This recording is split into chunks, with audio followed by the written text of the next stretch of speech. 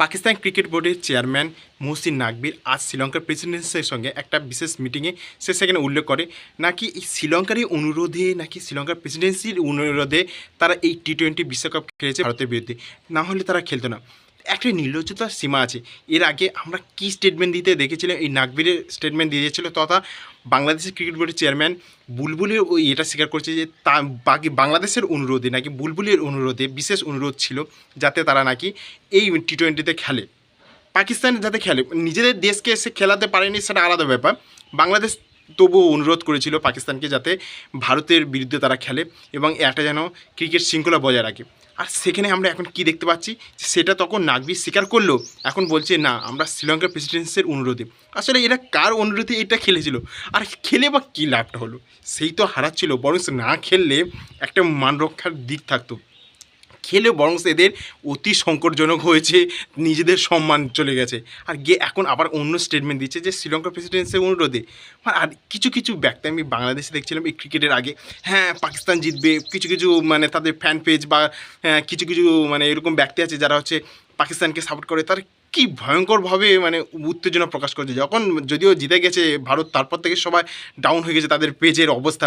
তো তার আগে পর্যন্ত দেখেছি যে কি উৎসাহ, না তা ভারতের বিরুদ্ধে খেলবে, ভারতকে হারিয়ে দেবে। এমনকি বাংলাদেশ রাজি করিয়েছে পাকিস্তানকে যে ভারতের বিরুদ্ধে একটা জিত হাসিল করে নিয়ে আসার জন্য।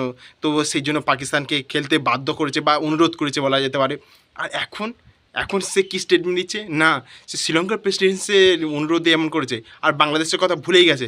মানে কি আমি এর প্রতিটা ভিডিও এটাই ভাবি, যে আগেও এরকম বলেছি যে কে কাকে ঠকাচ্ছে, কে কাজকে ধোকা দিচ্ছে, এটা বোঝাই দেয়। বাংলাদেশ পাকিস্তানকে দিচ্ছে না পাকিস্তান বাংলাদেশকে দিচ্ছে, এটা কেউ বুঝতে পারছে না আজ পর্যন্ত। আর কিছু কিছু আমি শুধু ভাবি যে যাদের মাইন্ডে এরকম পাকিস্তানে লাফালাফি করে, তার কী মাইন্ড, তারা সত্যি কি মানে ভবিষ্যৎটা নিয়ে ভাবে না, নাকি ভবিষ্যতে কিছু চিন্তা করে না, শুধু অন্ধের মতো পাকিস্তানকে সাপোর্ট করে। আর এবারে কী বেসিসে সাপোর্ট করলি তোরা? আর যেখানে তোরা সাপোর্ট করলি তোদের মেন জায়গায় তোদের নামই উল্লেখ আসে না, তোদের নামই উল্লেখ করে না, শুধুমাত্র পাকিস্তান তোদের ইউজ করেছে আর তোরা সেটাই নিয়ে লাফালাফি করলি। যে তোদের এই যে ভারত বিদ্বেষী করছিল তোরা, ওরা সেইটাই ফায়দা নেয় যে পাকিস্তান দেখলো যে হ্যাঁ এই ভারত বিদ্বেষ করছে, এটাকে নিয়ে তারা একটা ইস্যু করতে পারে, সেই জন্য শুধুমাত্র তাদেরকে ব্যবহার করেছে, তাছাড়া আর কিছু নয়। আর সেইটা না বুঝে এইসব বাংলাদেশিরা পাকিস্তান পাকিস্তান করে লাফাচ্ছে। আর এই তো তার মূল দেখতে পারলাম যে বুলবুল কত উৎসাহের সঙ্গে প্রকাশ করছিল যে তাদের এই লাভ হলো ওই লাভ হলো, তারা পাকিস্তানকে অনুরোধ করেছে, সেই অনুরোধ মান্য করার জন্য পাকিস্তান ভারতের বিরুদ্ধে খেলছে শ্রীলঙ্কার। আর এখন পাকিস্তান আবার কি বলছে যে না আমরা শ্রীলঙ্কার প্রেসিডেন্সির মানে অনুরোধে এই খেলাটা খেলছি। সত্যি ভাই, পাকিস্তান আর এই পাকিস্তানপন্থী কিছু বাংলাদেশি, এদের মানে আমি ভাবি সিচুয়েশান আর এরা কী ভাবে সেটাও ভাবি যে এ কী প্রকৃতির মানুষেরা।